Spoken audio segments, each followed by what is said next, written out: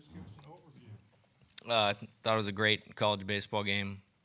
Two teams with good players going at it. Got to tip your hat to them. One thing we always talk about is the game will deserve the team. The team that deserves to win usually will. And in that case, it was Coastal. They were a little bit better with runners on base tonight and wiggled out of some jams. You got to credit Morrison and Holmes for really pitching well when they needed to. So we'll dust off, get ready for tomorrow. Okay, questions for the student athletes, please. Raise your hand. We'll get a mic to you. Identify yourself and to whom you are addressing the question. So start with Lee back here. Lee Barfnick, Omaha World Herald for Kevin. Just comment on your command tonight and whether you thought maybe you could have got another inning or two. Coming out to start the game, I was just trying to, have, my fastball command. And then once I go through the lineup start using my slider. And I had really good command with it tonight. They couldn't really barrel anything up, a lot of swing and misses. And, that gave me a chance to go deeper into the game. They battled. They're a good hitting team. They took advantage of me in the third inning, that ground ball past Boyd. But Boyd laid out and tried to make the play. Didn't happen, but it's okay. So I'm happy with how I did tonight, but not happy that we lost. So, yeah. Next question.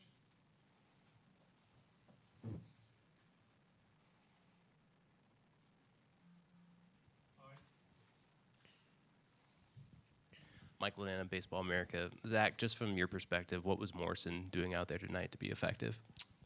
He was just hitting his spots, honestly. Not really missing down the middle. Just kind of missing out, missing in, just getting us to not barrel any ball up. Aaron, fit with you in baseball. Zach, 3 more hits for you today, and it seemed like you were kind of using the whole field. What has your approach been out here? It seems like every game you're on base all the time. Like I said, just get my foot down and, try to hit the ball at the middle. We pride ourselves in early BP to, if you're going to miss middle, drive the ball off the L screen. And if you miss middle, you got a good chance of getting a hit because there's a lot of holes in the middle of the field.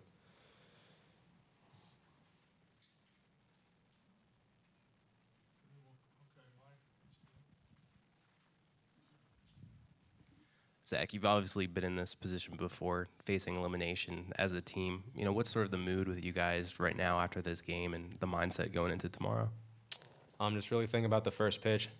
Like Coach said, just dust it off, and he gave us 30 seconds to get it off our shoulders and just focus on the first pitch tomorrow. I think we'll definitely come out ready to go and ready to play for a national championship.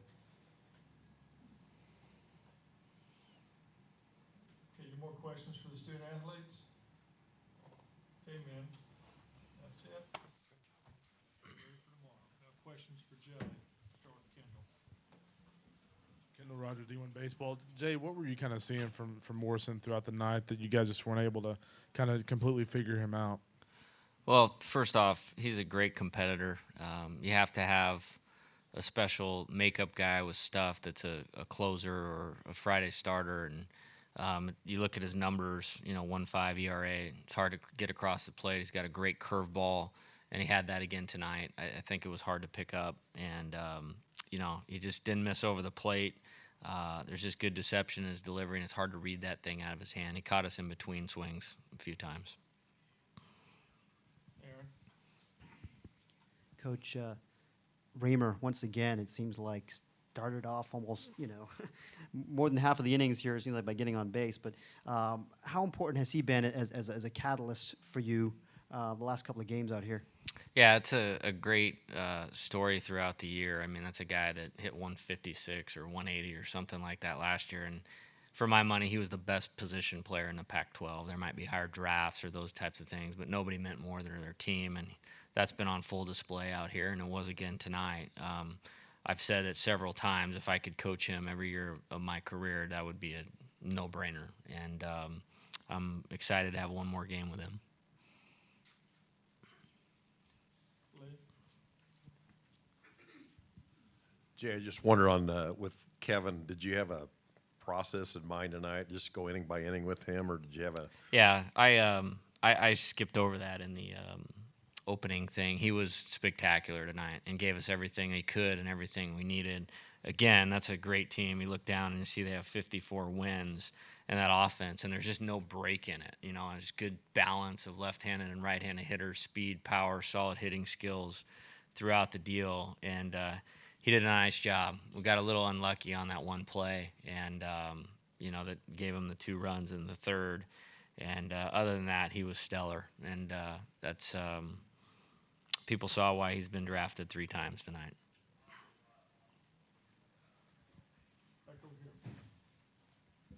here. Jeff Sheldon from the Omaha World Herald. Coach, Cameron Ming's a guy that you probably want to have on the hill late in those games. Just was it a comfort thing for him tonight in the 8th? Did you notice it? Did he seem unsettled after those first 2 hits? I don't know about that. I think, first off, in putting him in the game in a 2-2, I mean, Kevin was at 100 pitches or 101. It was the 4th time around in the order with Marks and Owings. We're going to be 2 of the first 3 hitters. And, it's 2-2 in the 8th inning. We're the home team. And I felt like we wanted to go to him. And I just don't think he was quite as sharp. Did not want to come out of the game, which I love that about him. But he'll be available and in the mix tomorrow for sure. Ryan McGee. Ryan McGee, ESPN. Coach, you were really aggressive on the base paths tonight in the first inning. What exactly was that call? Was everybody improvising the caught stealing play? Which caught stealing play? In the first inning when you had bases loaded. Yeah. Okay. We had a play on that was successful in the regional final against Louisiana, and you could see that it was scoring first has been a big deal out here, and then the 0-1 pitch to Bobby. I just didn't like the way that he saw Morrison's curveball right there, and he didn't bunt at the pitch, and that's what happened.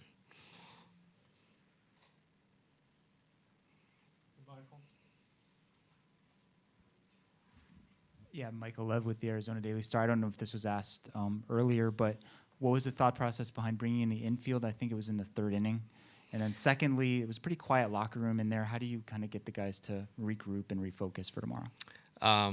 As far as bringing the infield in, we got him to 2 strikes pretty quickly, and he wasn't seeing the ball. They had not elevated too many balls in the air for 2 days, and I thought a weak contact ground ball was very likely in that situation.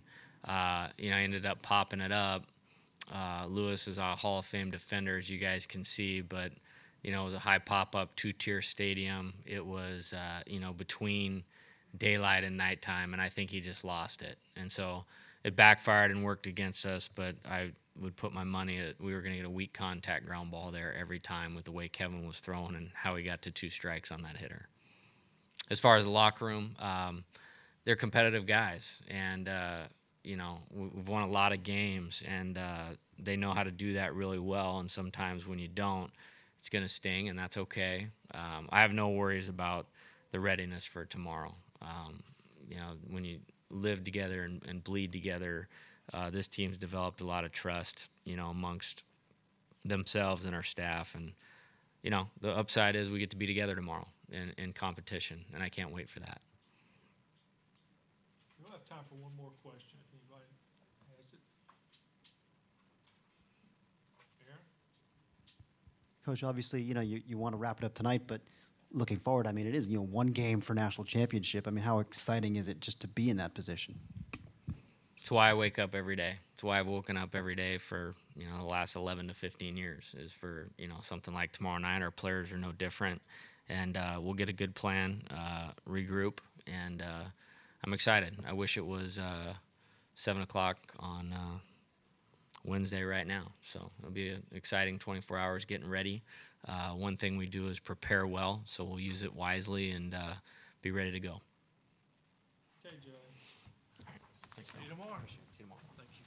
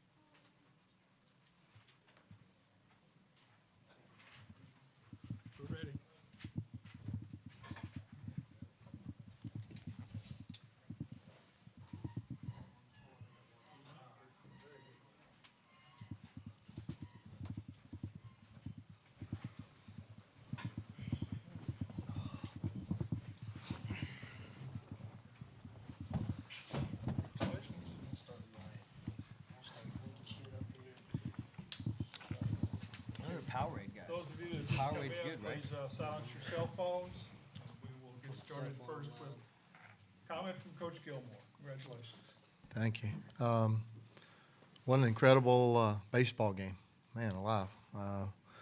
That was a whole lot of emotion going on out there, and it's really hard to describe, not having ever been in that particular situation in my life. I mean, it was kind of nerve-wracking at times, but everybody kept, I think our guys kept breathing pretty good, and we got through it. Real proud of all these guys. Anthony Marks was incredible offensively for us with so many big hits, and Mike Morrison, what can I say about him? These guys were laughing. Two of them are from the same high school in the same town, and another kid's from Pittsburgh, and all three of these guys were walk-ons in this program. And look at what they've achieved at this point in time. That's some pretty incredible things when you think about that in the world of scholarships and baseball players. That these three guys here came out of the program on their own. And so, I can't be more proud of anybody that I've ever coached than these three guys. Yeah, let's start with questions for the student athletes, and we'll start here with Kendall. Kendall Rogers, D1 Baseball. Mike, how did you kind of feel, stuff-wise out there? And also, when Coach kind of take you out, you kind of had a hug there and exchanged some words. What did you say there? Well, first off, I came out and I got in a little trouble early. They had my pitches at first base. That coach did a heck of a job, and I come set a little high, and he had him over there, and he was picking them all day. And I had a chess match all day. It was something as a reliever you don't really have to do much, and that's something I had to make the adjustment on the fly. And then we settled in a little bit, and I tried to conserve a little bit at the beginning, so my stuff wasn't as sharp as it was late in the game. But and then when Coach Thomas came out there and got me, I put my heart and soul in this program for 4 years, man, and to end it like that, I mean, that was special. That standing ovation was probably the coolest thing that's ever happened in my entire life. So it was very, very special. Give you chills, for oh sure. goodness, Yeah. it was special.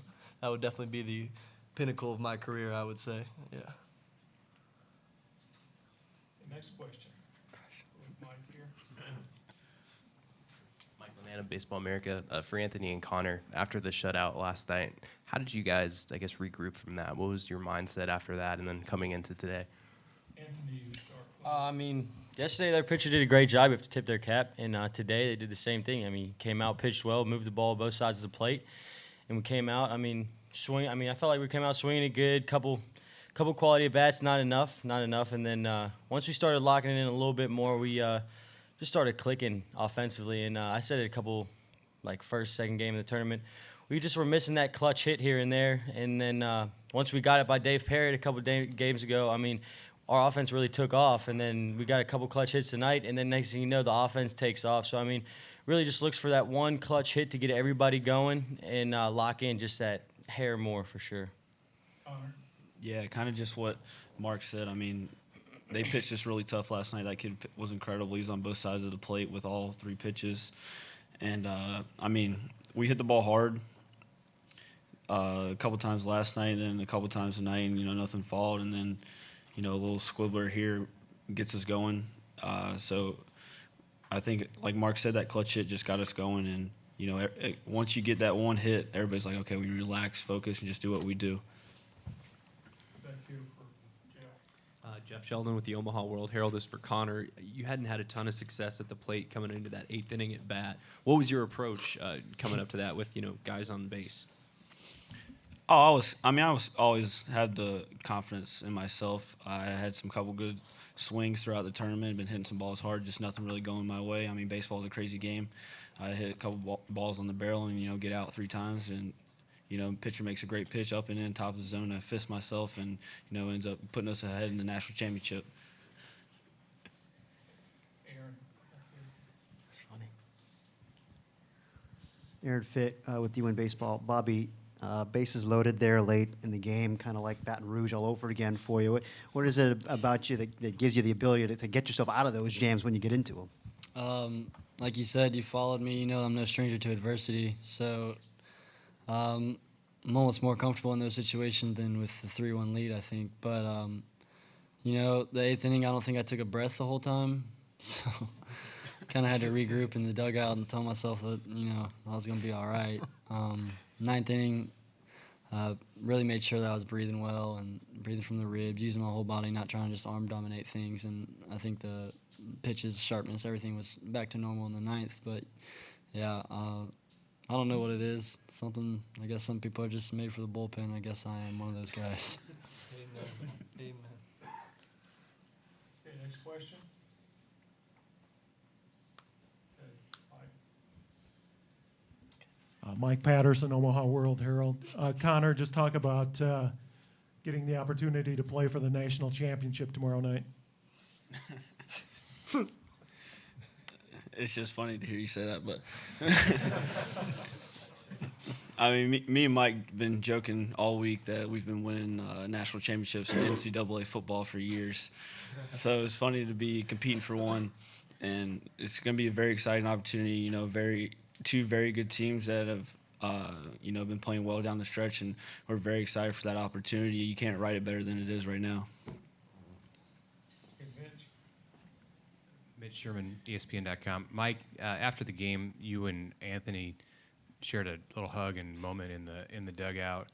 What are your feelings, Mike, about him and the kind of the spark that he provided for your offense tonight, and not just tonight, but all season? Tell you what, the first time I ever saw Anthony Marks, I think he was wearing a basketball jersey and jorts hitting off a tee in our hitting facility, and I didn't know what the heck to think about the kid. And I've grown 4 years to love him like my brother. I mean, we do schoolwork together, and the stuff he does in the classroom, he's really picked it up. I mean, I think he was one of our highest GPA guys this semester, and the growing up he's done over 4 years is unbelievable. And for him, I mean, if you guys knew him, to see where he's at today and where he was 4 years ago when he walked in this place, it's very, very special, and he's going to dominate whatever he does in his life the rest of the way. To echo that, from where I came from, before I got here, and just everything. This man sitting to my left, took me under his wing. Showed me the ropes, how to go about life the right way. Like you said, I was in a basketball shirt. Maybe it might even have been a white beater, like going to practice, like. Just little things that you don't really always do, and Morrison showed me so much love. He took me and treated me like his kid almost. He really just looked after me, and you can't say enough about him. I love him so much; it's unbelievable. And to be up here and competing for a national championship tomorrow, it just puts the icing on the cake. It's unbelievable to think where we came 4 years ago. So we were sitting in the locker room in 4 years, like, are we gonna win a Big South championship one time or what? Like, can we do that? And now to see where we're at now is unbelievable. Heck, we don't even on the roster. That's what I'm saying. I saw Raymer. I was like, how you doing, man? What's your name? And he was like, I'm Zach. I'm trying to start at third. I was like, you're trying to start? I'm just trying to make the team. You're trying to start your freshman year? What? Get some bullpens or something. Yeah. Keep me around. I'll try and steal a couple bags. I don't know. Thank y'all so much. We appreciate it. We good? I'm not sure when I lost control. It don't take long. Any other questions for the student athletes? They're going to recharge for tomorrow. Thank you. Yeah. Sir, thank y'all. Appreciate it. Thanks, guys. Now questions for Coach Gilbert. Kendall. Coach, now the comedians are out. When you look at Mike's performance tonight, first of all, what did you kind of think of him from just a sheer stuff standpoint as he kind of walks off the mound there? What's kind of going through your head? This has to be such a dream for you, as you kind of mentioned a couple of days ago. Oh, absolutely. To see where that young man came from to where he is today, and as good a pitcher as he has been, in all honesty. His makeup and what he's meant inside that locker room, out in the bullpen, the numbers of young men he's taken under his wing. I tease him all the time that, whenever he finds the woman of his life and gets married, he's going to be a better wife than she is, because he does the laundry, he cooks, he's unbelievable. And he takes guys like Anthony Marks honestly under his wing to make sure Anthony passes school, to that he knows when to be at home at night and things like that. It's unbelievable. He's without him, I can tell you right now, this team, as good as it is inside that locker room, without him, he's the biggest part of that. Absolutely. Jeff. Coach Jeff Sheldon with the Omaha World Herald. We talked with Bobby a little bit about the trouble he ran into in the 8th inning, and I know you had another pitcher up in the bullpen, but you stuck with him in the 9th. Can you tell us a little bit about why you decided to do that? Because the guy that was down there stretching was Beckwith, and I didn't want to, I didn't want to do that. Coach Tom, we kept talking about it every single pitch, and I'm going, I don't want to do it. And he's, I don't want to do it either. What are we going to do? I mean, honestly, we don't have anybody. We don't have anybody else, that has been in a game and forever that you could put in that situation. Just told him, so I said, somehow we got to ride Bobby out, because the last thing I want to do is do something to not allow Beckwith to to have a day's rest or whatever. Because I knew if I had to use him tonight, then I'd completely eliminate him from tomorrow. So and at most he might have gone 10 or 15 pitches. And it just wasn't worth it. He stretched and stretched, and I know Drew called down there 2 or 3 times just to make sure that, basically, unless the season was going to be completely over, would he come in and face one guy or whatever? But I'll be honest with you, I don't think I'd have let it happen. I just, we went into this knowing that the 2 guys that threw tonight, they had to get it done for us, and they did. And so, we scored just enough runs and hung on just long enough to get a win out of it. And, now we'll have to come back tomorrow and see if we can do it again. Jim?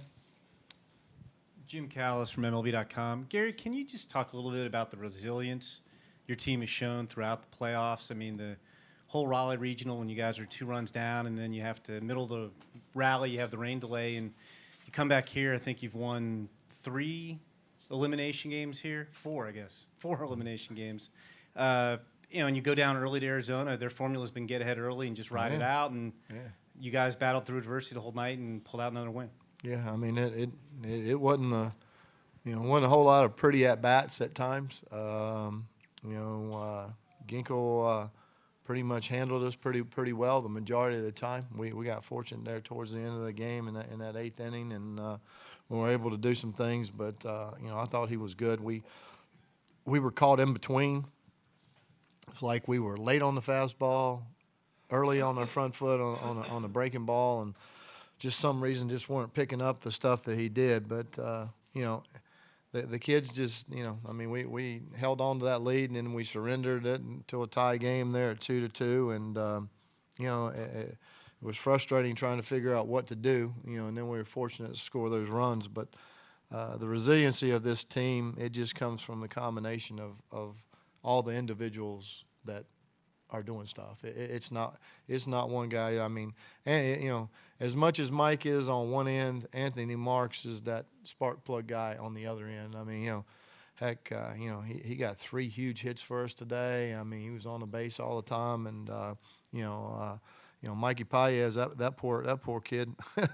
He hammers that ball yesterday that I don't know how the park holds it, and then he hammered that ball to the left today that I don't know, right into what wind there was. I thought that ball was gone too. So, I thought he hit the ball well. And, G.K. Young, that was a big hit there with the infield drawn in there in the 8th inning and stuff. So, it's just been a combination of guys just, they just, I don't know, they just keep believing that this is their destiny. Any more questions? Okay, here in the back here. Jason Patterson, I own the College World Series. Coach, in less than 24 hours, you'll play a winner-take-all game for the national championship. What in your mind does it look like across the time between here and there? What do you say, what do you do to get this team ready for the biggest game of their life? Try to make it not be that, to be very honest with you. And try to keep that part, I already told them, I'm going to be the first one off the bus. I'm going to go in that hotel and tell the parents and all these crazy people staying at our place that they're going to bed at a certain time, and they're not going to watch replays of themselves and all that mess. Because it is a big game, but again, if you make it bigger than life, then we've not done that through this entire thing. It's just. I keep telling them every time we meet, hey, it's just another ball game. It's just a baseball game. We have to play and execute. And, if we make it bigger than life, then, I think I think Bobby got the first time all year, or at least here in the last probably 2 months, I thought he got caught up there in the 8th inning. Just, you know, he was out of sync. He wasn't taking any breaths. He just slinging the ball all over the place, you know. And, you know, thank goodness we got out of that. But, you know, I mean, the bottom line is, honestly, you know, if we can relax like we normally do and just make it be fun, you know, I mean, you know, they're going to have to throw it up there, and so are we, and we just have to see what happens. I don't want to, you know, it's kind of like you see how people play in the Super Bowl and they make it so bigger than life, and you see people do, you know, dumb things and play out of character. You know, I just want us to play in character. If we can do that, we'll be fine. If, you know, Arizona's a great team, so, you know, it'll be a really good baseball game. I truly believe that. Time for one more question if anybody wants to take it. And not, All right. sleep fast. Absolutely.